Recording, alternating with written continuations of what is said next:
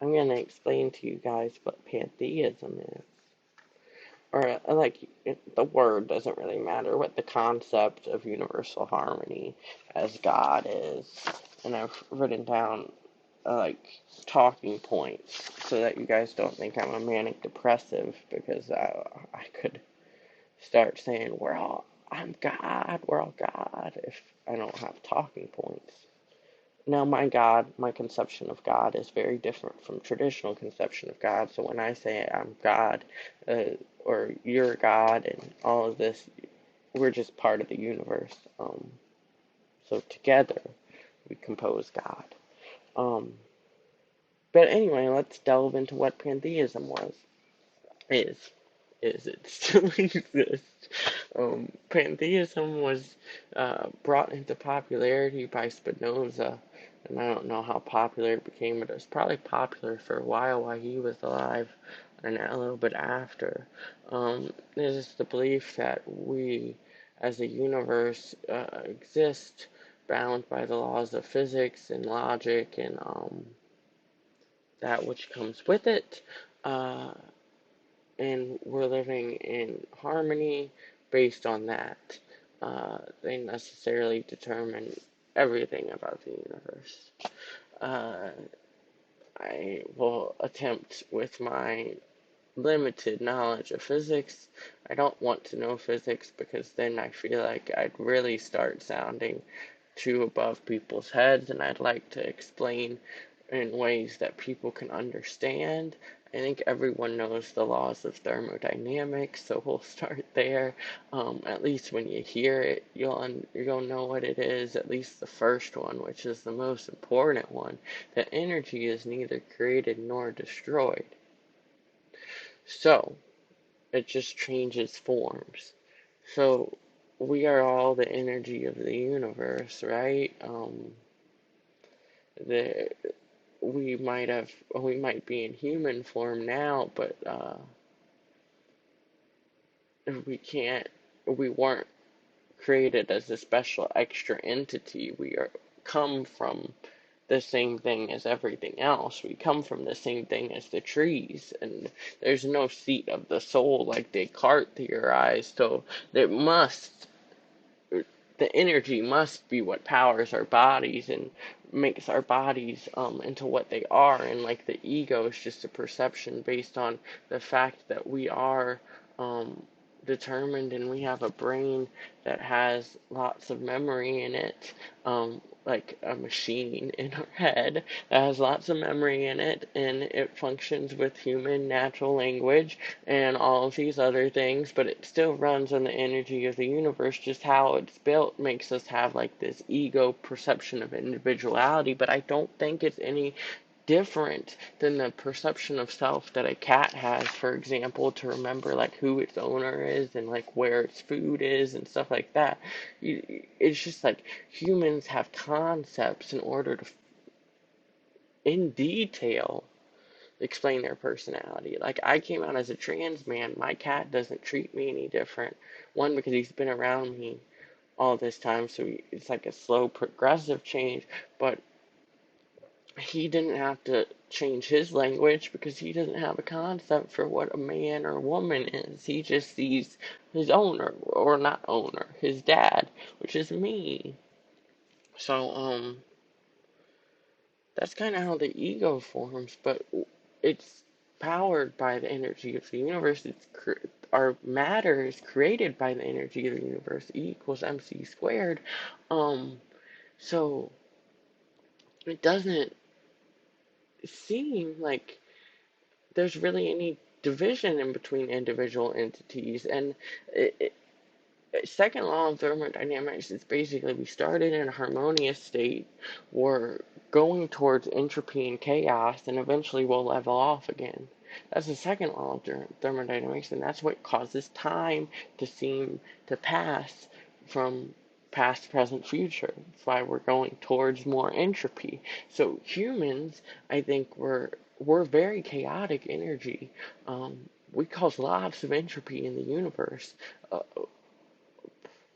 I don't know if we cause more than like the big stars, but we seem to cause a lot of entropy, at least in our little small, for like Earth itself. Like if you just take the universe and make it a subset of Earth, our energy is very chaotic. So, you know, energy, harmony, chaos, harmony. So we seem to follow the second law of thermodynamics with that too. Um, but if you think about it, the bang happened, and then we came as products of that way down the line.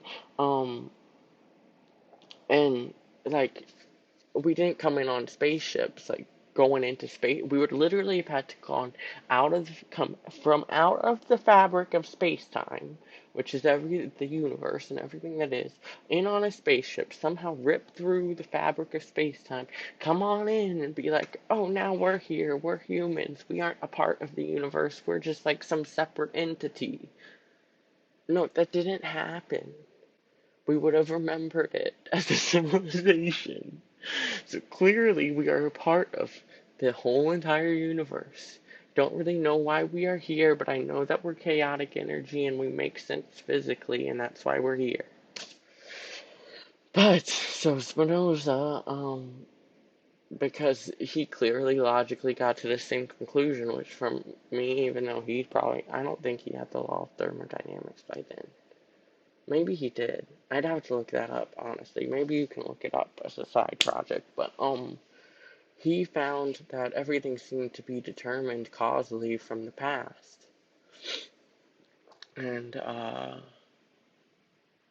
that makes lots of sense because we're just kind of, if you trace back all of your actions, it's dependent on what you were thinking in the past and so on and so forth. And then the only thing that kind of throws a wrench in it is things that you don't know deterministically, which is like other people's behaviors and the the the rest of the universe throwing a wrench in your own deterministic mind's plans.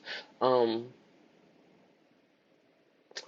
so you know, it seems like everything's determined, and the only reason we think that it's non-determined is because from our relative perspective in space-time, we can't know everything that's happening in the universe, so we can't determine it ourselves, but we're still a product of like the harmony of the universe coalescing into oneness. So like, I I don't think we're I don't think that we're special or we have a special ability to choose what happens to us. I think we just are. And I'm tend to lean because of this lean towards eternalism, which is the belief that time doesn't pass, it is, and Einstein also went for this, and it seems like we're just kind of living in the infinite present. Um, there doesn't seem to be a valid distinction between past, present, and future physically. If there were, you would have to take lots of things that don't seem to be true as axioms. So, I mean, we don't even need to get into that in super much detail, but eternalism seems to be truth, so everything must be determined. Like I said, I don't believe in fate.